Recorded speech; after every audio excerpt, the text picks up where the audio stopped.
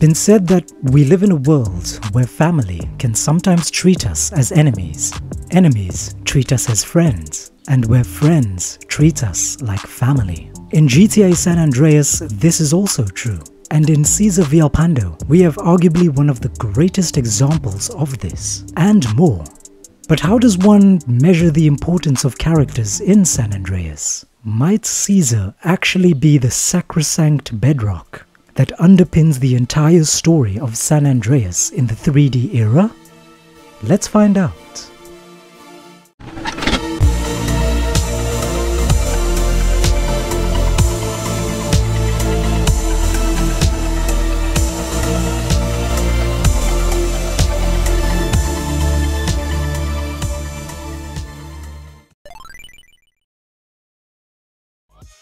We first encounter Cesar at a lowrider meet in Unity Station.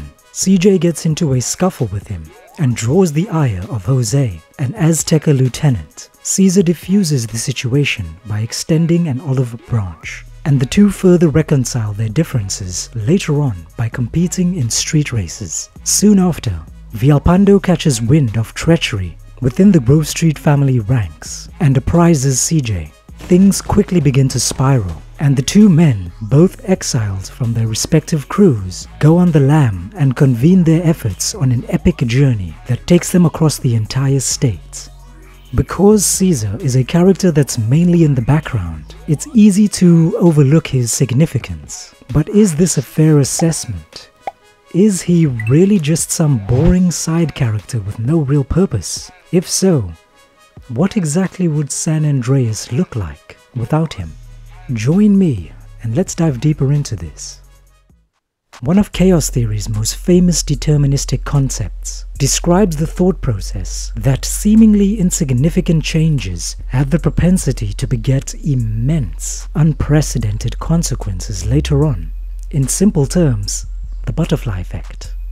What does this have to do with Villalpando? Bear with me. Let's go back in time and try to imagine San Andreas without Cesar. We know that Kendall doesn't seem to be able to get along with her brothers for longer than 5 minutes at a time. But her meeting Cesar seemed to make life in Ganton bearable long enough for her to remain in Los Santos until CJ's return from Liberty City. Cesar also being affiliated with Los Varios Aztecas afforded her a degree of protection, as the Aztecas are known to possibly be the only gang not to be tangled up in the substance trade or Tenpenny and Crash. Had she not met Cesar, it seems she easily could have become a target for the Ballers, either for kidnapping or a casualty as her mother and younger brother before her.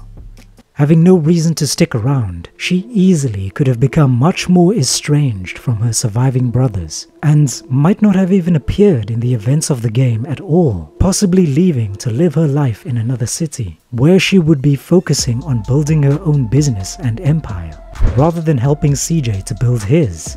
Secondly, we can't forget that had it not been for Cesar, it's probable that CJ might have never learned the truth about Big Smoke and Ryder's betrayal.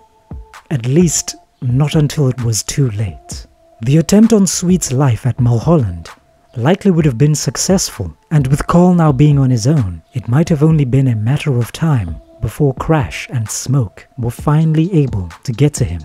But CJ isn't just some lightweight, I hear you say. By that point in the story, we know that he can handle himself in the streets as he battled his way through a fair amount of gang wars, right? Fair enough. Let's assume he and Sweet were able to survive the Mulholland incident, and their encircling enemies forced them to leave Los Santos.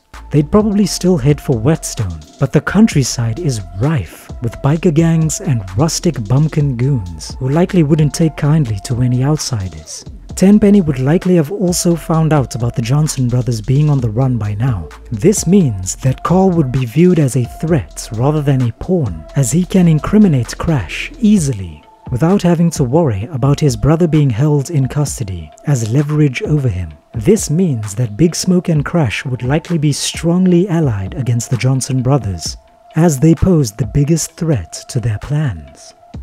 Now CJ is tough and battle-tested, but how long do you think that he and his brother would have been able to hold out against constant pressure from these new threats? Personally, I don't like those odds.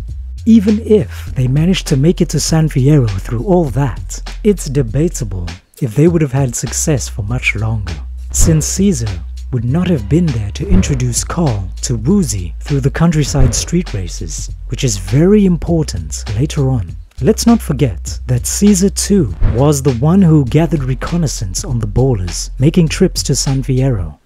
This meant that he was directly responsible for discovering the link between Big Smoke and the Loco Syndicate. Along with Woozy's help, CJ managed to systematically break the back of Big Smoke's empire, cutting him off from his main supply by destroying the factory and taking out several key figures in the process. Crucial steps, which I doubt CJ would have been able to pull off on his own. In fact, I'd even go so far as to say that had the Loco Syndicate not been destroyed, given enough time, Big Smoke would have been untouchable, especially with Tenpenny firmly in his corner. The best the brothers would have managed would have been to regroup as best they could and prematurely re-enter Los Santos, driven by revenge. Without realizing the true scope of Smoke's empire, I doubt that the two brothers would stand any chance against the combined might of Big Smoke, the Ballers, Russians, Vagos, Crash, and a version of the Reefer still being led by the ruthless T-Bone Mendez.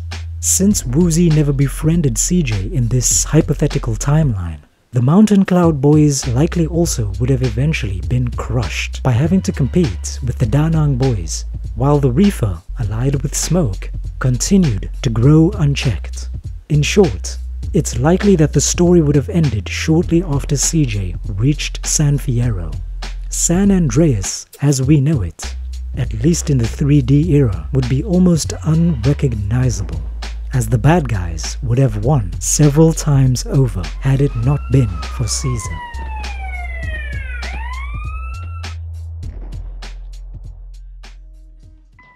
He may not have the most memorable lines or be as meme-worthy as Smoke or Ryder, but you can make a very good argument that he definitely has had one of the best and biggest impacts in the 3D era. Man, I'm kinda busy right now. Family. I helped you guys, hombre. It's time you help me and my homies. My hood screwed up too. We got this neighborhood on lockdown now. I'm sure many of us would appreciate having a friend like him. But what do you guys think? How different do you think things would be were Cesar not in the story? I'd love to hear your thoughts in the comments below. Be sure to like and subscribe if you enjoyed this discussion and would like to see more. As always, thank you for watching. Until next time.